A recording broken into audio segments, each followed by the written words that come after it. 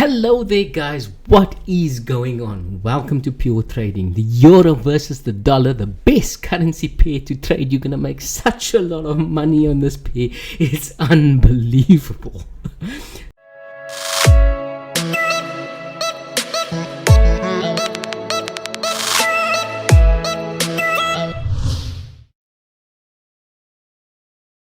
That used to be the case, guys, back in 2000, 2001. I mean, this pair was trending. It was easy to trade this. Look, anybody was going to be able to make money here. Moves up, comes down, beautiful retracements. And 1, 2, 3, 4, 5 moves up. Like Elliott wave, perfect. Look at this correction. 1, 2, 3. Everything is perfect. Now, I mean, this is what we all learned. This is how you trade. You trade with these easy patterns, beautiful trends. You know how many pips this thing moved up here from 2000 to 2004, 2005? It was 5,000 pips, guys. And the correction, 3,000 pips. And then another 5,000 pips all the way from 2006 all the way to 2008, and those were the golden years of the euro. Easy to trade, yeah, easy money. I mean, after making such a lot of money in this period here, why not, show people how to do this? Why not create a course and sell it? I mean, that's another way of making money, and that is exactly what has happened here. This is why we have systems, robots, EAs that works in periods like this. Back in 2000 all the way up to 2008 here, that is where your systems and where your courses are really going to kill it, and you're really going to make a lot of money. But if you could go back into time, now it's like this. It is basically shit to trade this now. From 2008 all the way, I'm telling you, all the way right up to now. Now that's a whole 6 years of crap. This is where you get your 99% of losing traders, because you can win here easily, but during this period here it is difficult. The euro versus the dollar was really crowned the best pair, the best volatility, the easiest currency to trade because of the trends, and then it turns to shit. And more shit. From 2008 right up, I'm telling you, right up till now, present time, it is shit. Look at this. This is not trending, but what we are doing is we are trading trading strategies inside this mess. And then this is the last. This is your current periods here. This is 2021. Let me go back here quickly to 2014. Yeah, this is 2014. A nice move down. You could make a lot of money here, but the trend is so volatile. You're a little bit scared to trade that trend, but you can make a lot of money in that move there. And then they said everything is going to parity. I don't know if you guys were here during 2014, but the euro was really crashing down, and they were going to say that things were going down to parity at this moment. And then it's like an FU moment here when it comes all the way down. All the money you've made in this period here was just chopped out. You were just chopped to pieces here for months and even years in this period here. And then it just turns back to shit again. This is where we are at the moment. But guys, we have other things to trade. We can trade stocks, indices, and crypto. Now we'll be getting a new breed of trader now, and a new breed of tutor, a new breed of mentor that these guys are finding their knowledge and stuff. Still, they're going back to the good old golden period, because that's what Bitcoin and the stocks are doing at the moment, is just trending up. It's much easier to trade these pairs at the moment. So what is making it easier to trade stocks or anything else other than currencies? For me, it's the news is playing an important role now. That's the thing, it's playing an important role. Economic fundamentals looks as if it's back in the picture, and it's making things a bit more easy. I don't know if it's just the confidence that it's it's helping me with my confidence. Like if they say interest rates is rising, I know I feel fairly confident now that the currency is going to strengthen. Or if they say they're going to, there's an inflation problem or whatever the case may be, I feel that the sentiment really does change now when the news comes out. Whereas in the past, or for the last few months now, or during the coronavirus and stuff, things just didn't work out based on economic fundamentals. Like I could throw the fundamentals out of the window for 6 months, but it's seemingly coming back now, and it's all got to do with this. It all has to do with the stock market here. If the stock market crashes like it should, then I think we can follow the fundamentals again. Like here in this case with the Dow on Friday. Look, Monday last week, prices are coming down, and then Friday we get this.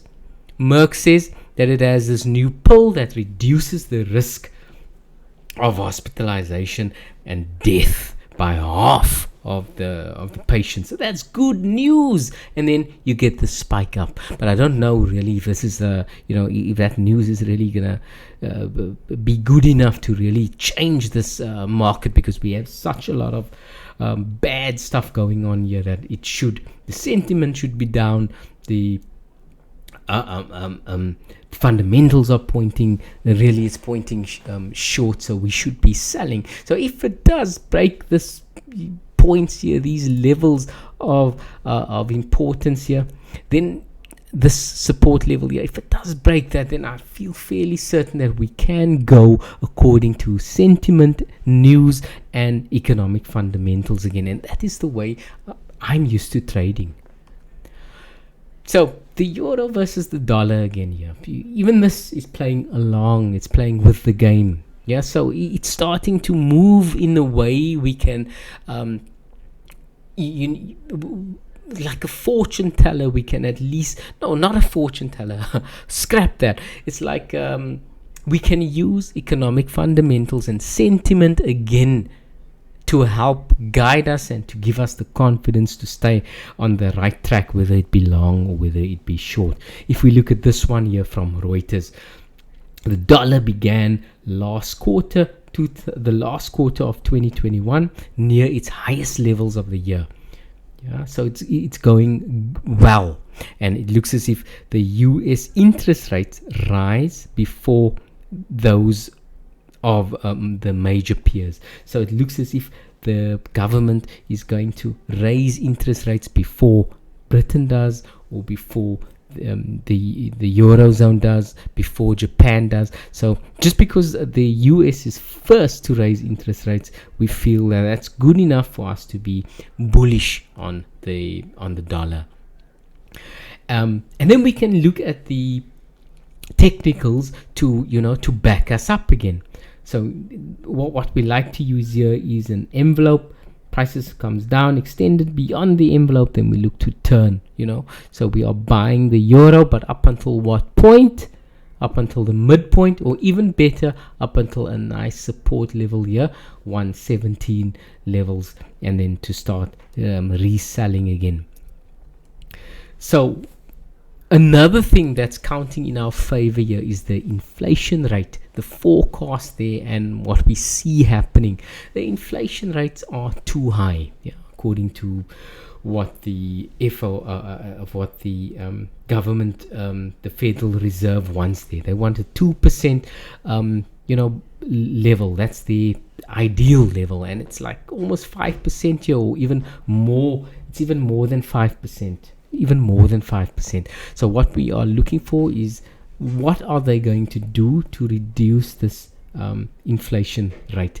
And what tools they have here is a contractionary monetary policy. So there's nothing genius or anything about this. This is just Googling how do they tackle a high inflation rate. So what they usually do, according to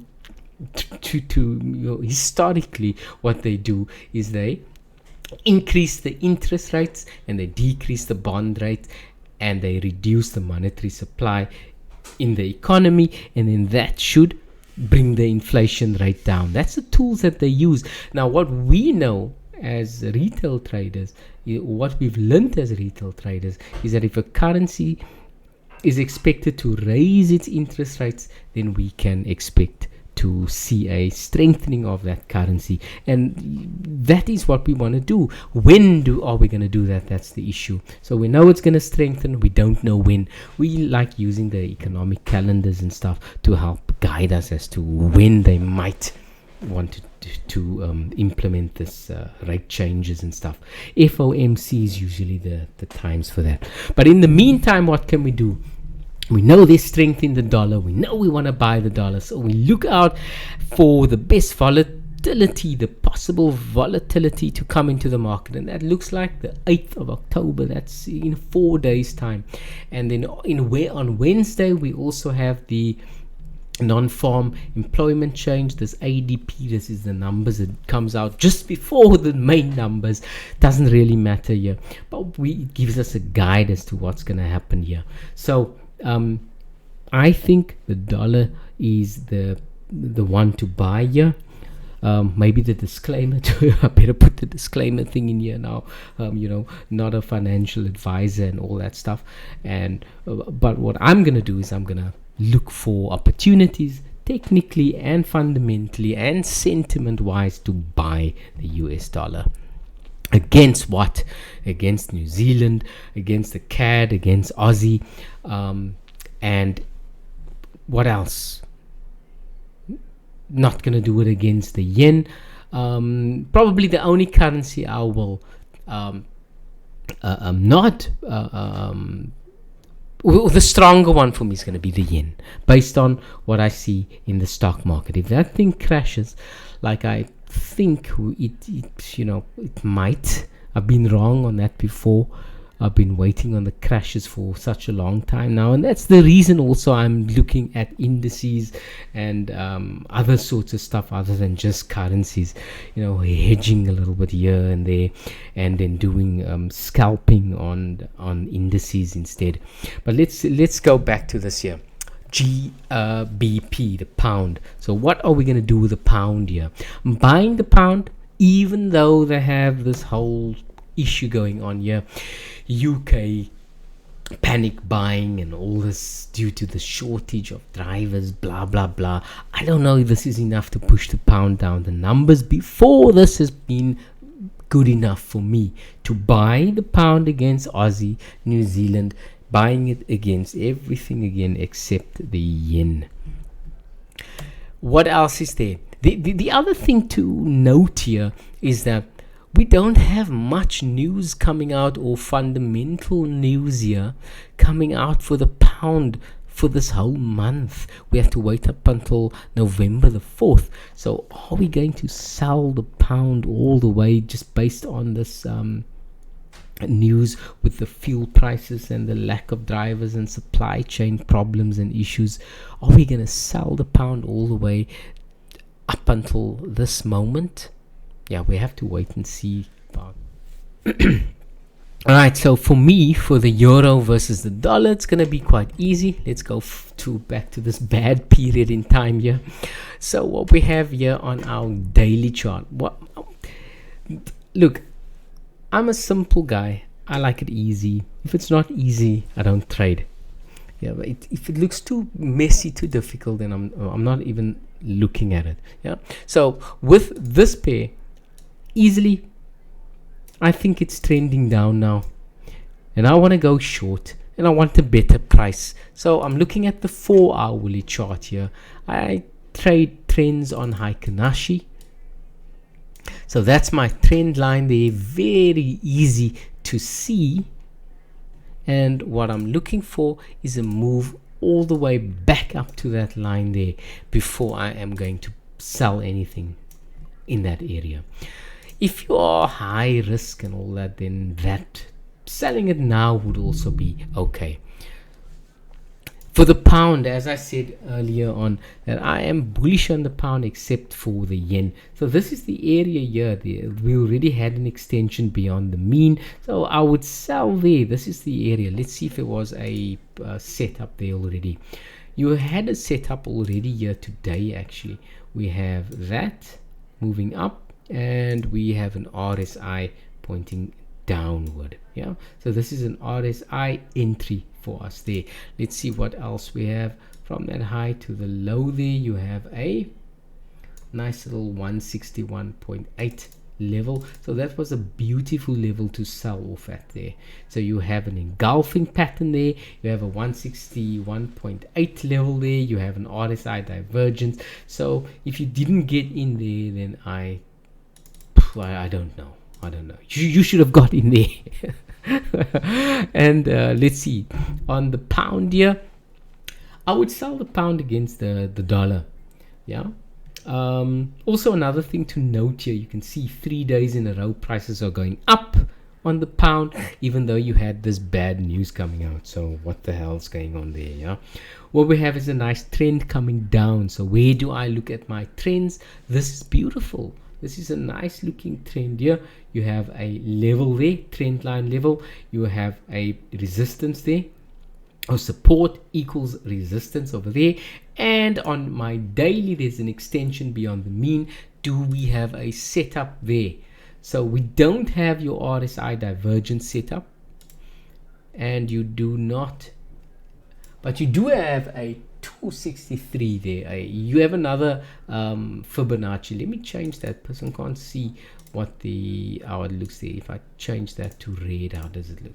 Yeah, a 261.8 level there. For me, that really goes beyond when, you know, I don't trade that short at that levels there. Yeah, it's just gone too far for me. Then the Aussie dollar. This is I think this was one of the best ones to look at. What we have here is an extension beyond the mean at the moment, plus a level. And then on my 15-minute, do I see something of interest there? Do I see a reason to get in? So this seems like this looks like a good reason here. Yeah, what we have is a nice resistance level there. You have entry cheese, breakout traders, retracement traders, everything in that area, circle of liquidity, prices coming all the way down. What else do we have to add confluence to this trading idea? You have a 161.8, so that's a perfect level. You have this massive engulfing candle coming down, so selling in that area is also a good idea. And in the pound versus the Aussie, I'll have to wait here. As I said, I am bullish on the pound against the Aussie. This year is a nice level to wait for. That's a beautiful support level, extension beyond the mean. So if prices comes down here, I'll be looking in this area, the 118 185.50 levels to try and rebuy again. Yeah, so that is what I am going to look at for this week, guys. That is how I'll be trading. And for this next quarter, for the last quarter of 2021, I hope that we can use fundamental analysis, sentiment analysis, again, to give us some confidence so that we can stay in our trades a bit longer. I do like the whole scalping method. I'm using scalping with indices and that, and I do like it a lot. But I can't wait to get back to, you know, making hundreds of pips again here on the currency markets. Thanks a lot for watching, guys, and I'll see you in the next one. Bye bye.